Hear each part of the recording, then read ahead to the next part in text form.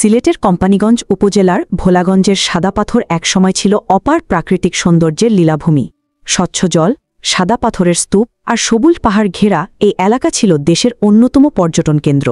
কিন্তু এখন দৃশ্যপট পাল্টে গেছে। নদীর তলদেশে বড় বড় গর্ত, ঘোলা পানি আর পাথরশূন্য মরুভূমি যেন এখানে নতুন বাস্তবতা। প্রভাবশালী একটি চক্র দিনের আলোয় কিংবা গভীর রাতে শত শত নৌকায় পাথর তুলছে। এ চক্রের সঙ্গে জড়িতদের প্রভাব এতটাই বেশি যে সাধারণ মানুষ মুখ খুলতেও সাহস পান না। কয়েক মাসের অব্যাহত লুটপাটে পাথরের স্তূপ উধাও, আর নদীর স্বচ্ছতা হারিয়ে গেছে। তবে এরই মধ্যে প্রশাসনের যেখানে ব্যর্থ ও নীরব, সেখানে এক অভিনব পদ্ধতিতে সাদা পাথর লুট করা থামিয়ে দিল সেখানে ঘুরতে আসা বহিরাগত পর্যটকরা। সাদা পাথর রক্ষার্থে পর্যটকদের ভূমিকা দেখে ধন্যবাদ জানায় সারা দেশের মানুষ। বহিরাগত সেসব পর্যটকদের দেশের সাহসী সন্তান বলে আখ্যায়িত করেন নেটিজেনরা।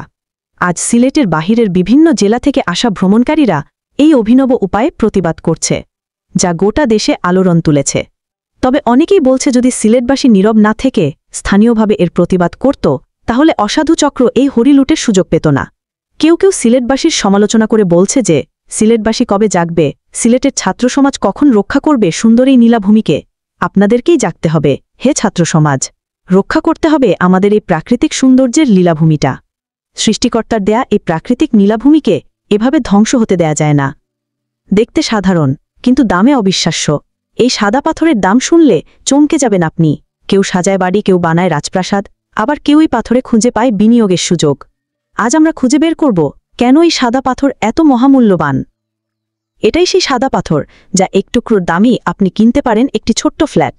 বাইরে থেকে দেখলে সাধারণ মার্বেল বা চুনা পাথরের মতো মনে হলেও এর প্রতিটি ইঞ্চিতে লুকিয়ে আছে ইতিহাস, সৌন্দর্য আর বিলাসিতার গল্প। প্রতি টন 50,000 থেকে কয়েক লাখ ডলার পর্যন্ত।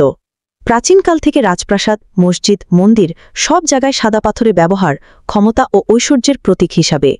তাজমহলের মকরানা মার্বেল থেকে শুরু করে ইটালির কারারা মার্বেল, এই পাথরের চাহিদা যুগে যুগে কমেনি। দেখতে সাধারণ, কিন্তু এই পাথর মহামূল্যবান।